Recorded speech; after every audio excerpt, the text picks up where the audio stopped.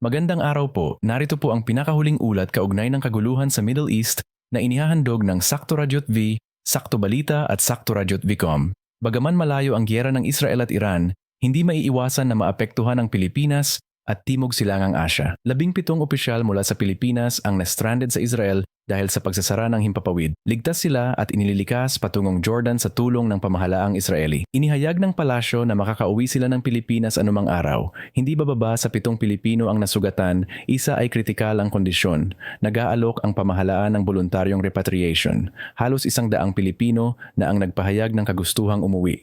Apektado rin ang ekonomiya. Tumaas ang presyo ng langis at dahil umaangkat ang Pilipinas ng langis, inaasahang tataas din ang presyo ng krudo at pataba. Naghahanda ang gobyerno ng subsidyo sa langis para sa mga driver ng pampublikong transportasyon at mga mangingisda kung lalampas sa $18 kada bariles ang presyo. Apektado rin ang importasyon ng pataba na karamihang galing sa rehiyon ng Gulpo. Humihina ang halaga ng piso dahil sa pandaigdigang kaguluhan at pagtaas ng langis. Maaring ipagpaliban ng Bangko Sentral ng Pilipinas ang pagbaba ng interest rates upang pigilan ang implasyon. Alerto ang ASEAN countries, lalo na yung may maraming OFW sa gitnang silangan. Palagian po tayong sumubaybay sa pinakahuling ulat gamit ng modernong inobasyon sa pamamahayag handog ng Sakto Publications.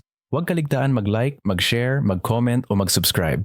Ang inyong tagapagbalita, Avatar Newscaster, Dante, maraming salamat po. Magandang araw po, narito po ang pinakahuling ulat kaugnay ng kaguluhan sa Middle East na inihahandog ng Sakto Radyot V, Sakto Balita at Sakto Radyot Vcom. Bagaman malayo ang giyera ng Israel at Iran, hindi maiiwasan na maapektuhan ang Pilipinas at Timog Silangang Asya. 17 opisyal mula sa Pilipinas ang na-stranded sa Israel dahil sa pagsasara ng himpapawid. Ligtas sila at inililikas patungong Jordan sa tulong ng pamahalaang Israeli. Inihayag ng palasyo na makakauwi sila ng Pilipinas anumang araw. Hindi bababa sa 7 Pilipino ang nasugatan, isa ay kritikal ang kondisyon. Nag-aalok ang pamahalaan ng voluntaryong repatriation.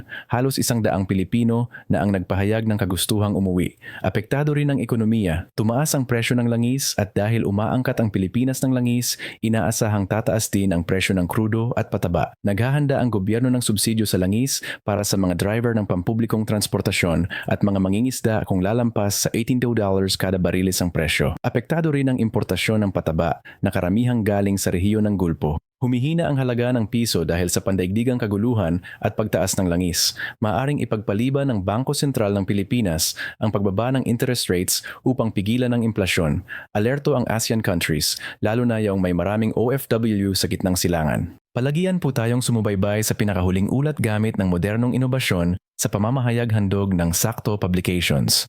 Huwag kaligtaan mag-like, mag-share, mag-comment o mag-subscribe.